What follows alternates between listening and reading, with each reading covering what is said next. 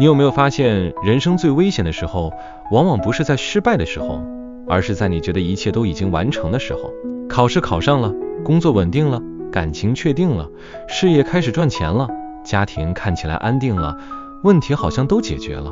你以为终于可以松一口气，终于可以不用再紧张，终于可以享受成果。可是很多人的转折，偏偏就是从这一刻开始。因为当人还在困难里，反而会谨慎，会检查，会小心翼翼。但当事情看起来已经成功，人就容易放松，容易自满，容易忽略那些正在角落里慢慢累积的小问题。这就是《易经》第63卦水火既济要告诉我们的最大提醒。既济表面上是完成，是度过，是事情已经到达一个阶段的圆满。水在上，火在下，水火相交，各在其位。6个爻的位置也非常整齐，阳爻在阳位，阴爻在阴位，看起来一切都很正，一切都很刚好，一切都很完美。可是易经却在这个看似最圆满的卦里藏着最深的警告：完成不是结束，而是另一种危险的开始。既济的卦辞说：亨，小利贞，初吉中乱。这句话很短，但非常有力量。亨代表事情可以通，可以完成，可以达成某种结果。也就是说，既济不是坏卦，它不是失败，也不是灾难，它代表你已经走过了一段艰难的路，很多事情真的开始成型了。原本混乱的，现在有秩序了；原本不确定的，现在有结果了；原本卡住的，现在通了。但它不是大亨，而是小利贞。这表示在既济的状态里，真正有利的不是大动作，不是大冒险，不是觉得自己已经成功就开始扩张，而是守住正道，守住细节，守住分寸。既济最怕的就是成功之后立刻膨胀。很多人创业刚开始有成果，就急着扩店，急着加人，急着借钱，急着把规模做大。很多人感情刚稳定，就开始忽略经营，觉得反正对方已经在身边，不需要再用心。很多人工作刚有成绩，就开始轻忽流程，不再像以前那样认真检查。这些都是既济之后的危机。初吉中乱，更是一句人生警钟。开始很好，但如果后面不懂得维持，就会走向混乱。这并不是说好事一定会变坏，而是说凡是完成的东西都需要被保有，凡是稳定的局面都需要被管理，凡是已经得到的成果都需要被守成。人生不是只靠突破，还要靠维持；不是只靠冲刺，还要靠收尾；不是只靠开始的热情，还要靠最后的谨慎。所以既济卦的核心主题就是成功之后如何不让成功变成下一场失败的开始。大象传说：水在火上，既急；君子以私患而预防之。水在火上，这个画面很有意思。水能灭火，火能煮水，两者看似相反，却能互相成就。就像人生中的理性与热情，规则与行动，稳定与变化。如果他们的位置刚好，就能完成事情；如果失去平衡，就会互相破坏。火在下，代表内在有能量，有热度，有推动力；水在上，代表外在有节制，有冷静，有规范。这就像一个成熟的人，心里有热情，但表面不冲动；内在有力量，但外在懂得控制。这样的人能成事，也能守事。但大象传没有说君子要庆祝成功，而是说私患而预防之。也就是成功之后，君子要先想到可能出现的问题，并且提前预防。这就是既济最重要的人生智慧。不要等事情出事了才补救，要在看起来没事的时候先检查。感情很好时，要想一想哪些小习惯可能正在伤害关系；事业顺利时，要想一想哪些制度还不够稳；身体健康时，要想一想哪些作息正在透支未来；财目有余裕时，要想一想哪些支出其实在慢慢失控。真正成熟的人不是悲观，而是有风险意识。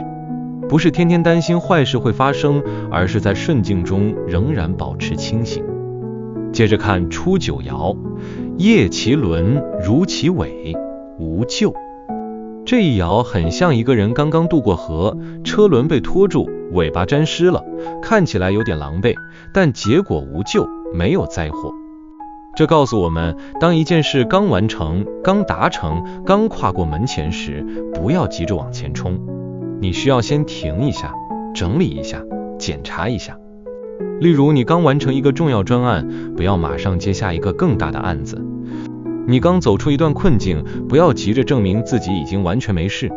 你刚开始赚到钱，不要立刻做高风险投资，因为这时候你虽然已经过关，但体力、资源、情绪、判断力可能都还没有恢复。业其轮代表减速，如其尾代表你仍然有被前一段状况影响的痕迹。这一爻的建议是，刚成功的时候要允许自己慢下来，不要因为表面完成就忽略内部还需要修复。人生很多错，不是错在没有成功，而是错在成功之后没有收拾残局。真正的无咎是懂得在刚完成时先检查轮子，看看哪里还卡住，哪里还湿着，哪里还没有钱。六二爻说，父丧其父，勿逐7日得。这一爻说，女子失去了车上的遮蔽物，不要急着追，7日之后自然会得到。在人生里，这讲的是一种暂时失去的智慧。有时候你会发现，明明事情已经稳定了，却突然少了一个资源，少了一个机会，少了一个人的支持，你可能会慌，会觉得是不是局面要坏了，会想立刻追回来，立刻解释，立刻补上。但六二告诉你，有些东西的失去只是暂时的，不必立刻追。越急越可能失去分寸，越追越可能让自己降低格局。在感情里，如果对方突然冷淡一点，不一定代表关系结束，也可能只是对方需要空间。你不必立刻逼问，不必一直传讯息，不必用焦虑去追逐安全感。你要做的是稳住自己，让关系自然回到平衡。在工作里，如果一个合作机会暂时没有回应，不代表你失败，也许时机还没成熟。你可以做好准备，保持专业，而不是急着催促到让人反感。7日得不是叫你什么都不做，而是提醒你有些事情需要时间归位。当你的位置是正的，你的价值是稳的，你不必用慌张去追回一切。寂寂中的六二是一种柔中守正的力量。遇到暂时的遗失，不要失态；遇到暂时的空缺，不要乱补；遇到暂时的不安，不要用冲动破坏原本的平衡。九三爻说，高宗伐鬼方，3年克之，小人勿用。这一爻提到商王高宗征伐鬼方，花了3年才克服。这不是一场轻松的胜利，而是一场长期战。寂寂卦到了93，提醒我们，即使大局已定，仍然可能有深层问题需要长时间处理。很多人的人生也是这样，外表看起来已经成功，但内部还有一些长期的难题。公司有收入了，但管理制度还不成熟；婚姻成立了，但2个人的价值观还需要磨合；身体恢复了，但生活习惯还没真正改变；孩子长大了，但亲子关系仍需要重新建立。这些问题不是一天可以解决的，他们像鬼方，在远方，在边境，在不容易看见的地方。但如果你不处理，它会慢慢成为未来的乱源。3年克之告诉我们，真正重要的问题需要耐心，需要长期投入，不要期待速成。但后面一句小人勿用更关键。当你要处理深层问题时，不能用短视、投机、爱邀功、爱制造混乱的人，因为这类人只会让事情变得更复杂。如果你在公司里要改革制度，不要用只会拍马屁的人；如果你要修复关系，不要找只会煽动情绪的人给意见；如果你要处理财务问题，不要相信想赚快钱的人；如果你要面对人生长期课题，不要让自己的贪心、怨气、逃避心来做主。93的建议是，面对真正棘手的问题，要有长期战的准备，也要慎选人、慎选方法、慎选心态。4爻说，所有衣不终日戒。这一爻的画面很生活化，船有漏洞，要准备破布去堵漏，而且整天都要戒慎。这是季季卦最明显的风险管理之爻。当事情已经完成，看起来可以航行了，最怕的是你以为船很稳，其实某个地方已经开始渗水。那个洞一开始可能很小，小到你觉得不用理它，但如果不补，水会越进越多，最后整艘船都会出问题。在生活里，这个漏洞可能是一个没讲清楚的误会，一笔没有记录的支出，一个被忽略的健康警讯，一个团队里长期不满的人，一个家庭里没有人愿意谈的问题。四爻告诉我们，不要嫌小问题麻烦，真正让局面崩坏的，常常不是大灾难，而是那些你一直觉得没关系的小裂缝。终日戒不是叫你恐惧，而是叫你保持警觉。当你已经拥有成果，你更需要建立检查机制。钱赚到了要有账目，关系稳定了要有沟通，身体还可以要有保养，团队做大了要有制度，名声起来了要更注意言行。四爻的智慧很实际，不要等船沉了才找破布，真正的高手是在还没漏大之前就补起来了。九五爻说，东邻杀牛不如西邻之血迹，实受其福。这一爻非常耐人寻味。东边邻居杀牛大祭，看起来很隆重，西边邻居只是简单祭祀，却真正得到福佑。这一爻讲的是外在排场不如内在真诚。在人生走到寂寂的阶段，人很容易开始重视形式，事业有成了就想要排场，感情稳定了就开始做给外人看，学问有了就想用名声证明自己，社群做起来了就开始在意数字、流量、掌声。可是九五提醒我们，真正能长久的不是场面，而是真心。不是你做的多大，而是你做的正不正。不是你看起来多成功，而是你内在有没有敬畏。不是你让别人觉得多厉害，而是你有没有真正对得起这件事。在工作中，华丽的简报不如可靠的执行；在人际中，昂贵的礼物不如真诚的陪伴；在家庭中，表面的和谐不如愿意彼此理解；在修行或学习中，外在仪式不如内心澄净。九五在军位，本来是最有能力、最有资源的位置，但他反而告诉你不要迷恋盛大，因为越站在高位，越要回到朴素，越拥有资源，越要保持真诚，越接近成功，越不能忘记初心。这一爻的建议是，当你有能力做大场面时，更要问自己，我是真的有内容，还是只是在装饰成果？我是真的在做正确的事，还是只是在维持成功的样子？上六爻说，如其首，利。到了最后一爻，危险真正出现了。前面初九只是如其尾，尾巴湿了，还没有大问题。到了上六，变成如其首，连头都湿了，危险就大了。这代表一个人在寂寂之后，若一路放松警觉，最后会从小问题变成大危机。头代表判断，代表方向，代表主导权。当手都湿了，表示你已经不只是受一点影响，而是整个判断系统都被拖入危险之中。比如一开始只是财务上有一点压力，你不处理，后来变成借钱周转，再变成债务失控。感情一开始只是沟通少了，你不面对，后来变成冷战，再变成分离。身体一开始只是疲劳，你不休息，后来变成长期病痛。公司一开始只是流程小乱，你不改革，后来变成整个团队失控。上六的利就是告诉我们，当危机已经到头部，不能再装没事。这时候最重要的建议不是硬撑，而是立刻止损。该停就停，该承认就承认，该求助就求助，该重新调整就调整，不要因为害怕丢脸而让问题更严重。很多人到了上六还在假装自己很成功，还在维持表面的积极，还在告诉别人一切都很好，但其实内部已经湿到头了，判断已经混乱了，方向已经偏掉了。这时候再不清醒，就会从完成走向崩坏。所以整个季季卦从初9的尾巴师到上6的头师，其实是一条很清楚的警戒线。它告诉我们，问题在一开始通常很小，小到可以补救，但如果你轻忽它，它就会一路往上，最后淹没你的判断。这也是为什么季季卦如此重要，因为它不是在教你如何成功，而是在教你成功之后如何不败。人生中很多人会追求上岸，以为只要考上了、结婚了、买房了、升迁了、赚钱了、出名了，就可以安心了。但易经告诉我们，上岸之后还有上岸之后的功课。季季不是终点站，而是一个新的管理阶段。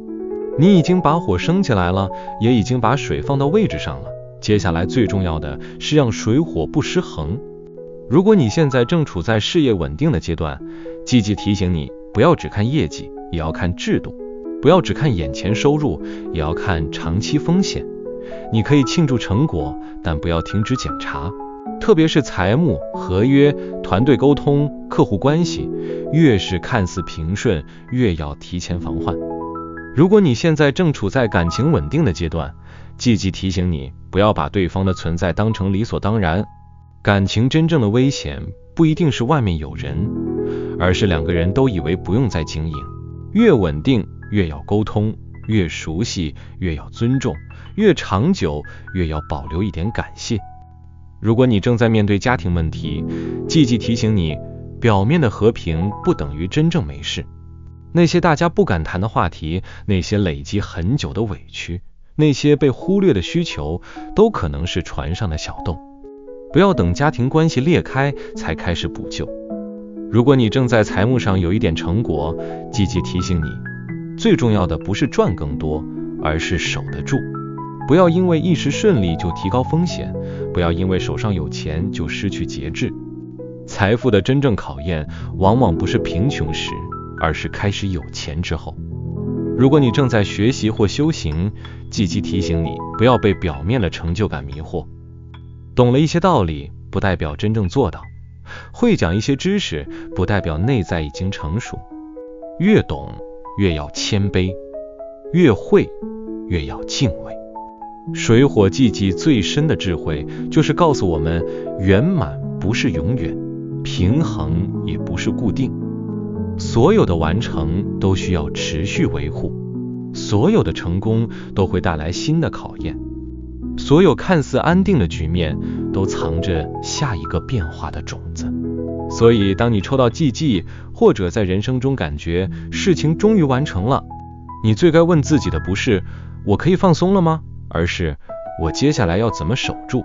你要问自己，现在有哪些小问题被我忽略了，有哪些关系需要修补，有哪些制度需要建立，有哪些风险需要预防，有哪些成功让我开始自满，有哪些地方我以为没事，其实只是还没爆发。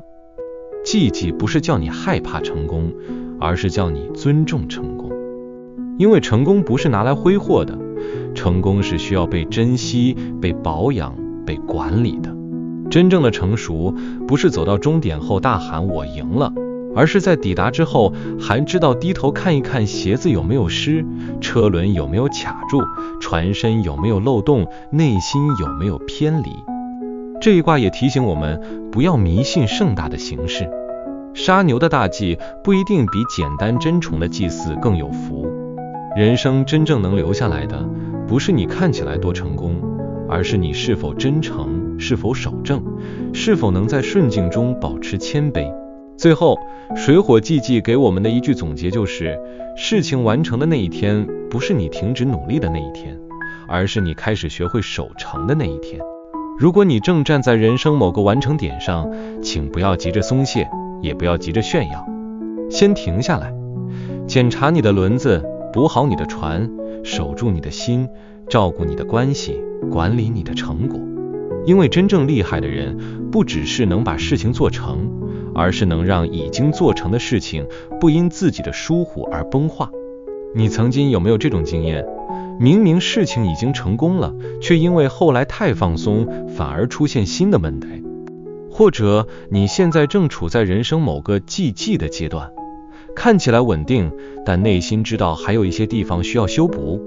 欢迎在留言区分享你的故事，也许你的经验正好能提醒另一个正在成功之后学习守成的人。